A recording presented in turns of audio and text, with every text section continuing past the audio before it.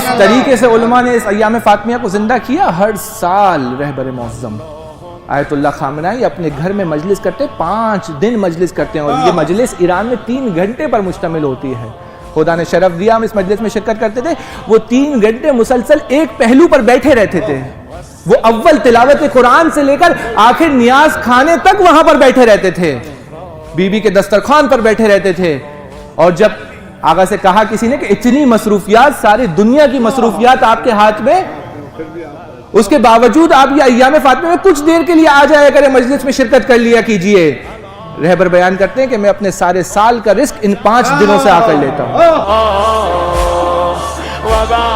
دیکھیں پھر خدا کیا مقام دیتا ہے، پھر خدا کیا عزت دیتا ہے۔ یہ قاسم سلیمانی ہر سال کبھی شام میں ہوتے تھے، آپ کو معلوم ہے حرم کے دفاع میں قاسم سلیمانی کا بہت بڑا قاسم سلیمانی کبھی یمن میں پائے جاتے تھے، کبھی بحرین میں پائے جاتے تھے، کبھی لبنان میں پائے جاتے تھے، لیکن ایام فاطمیہ میں ہر سال اپنے شہر واپس کرمان پلٹتے تھے اور بی بی زہرا کا فرش عزا بچھاتے تھے ہر سال۔ جس سال وہ ایام فاطمیہ سے پہلے شہید ہوئے، آپ نے دیکھا پھر کس طریقے سے ان کے عزا خانے کی رونق بڑھ گئی اور کس طریقے سے ان کے عزا خانے میں ان کی یاد منائی گئی۔ حضرت زہرا کے ساتھ جس کا ذکر کیا جائے وہ ناصر حضرت زہرا۔ والسر المستودع فيها يا زهراء يا زهراء علي يا زهراء يا زهراء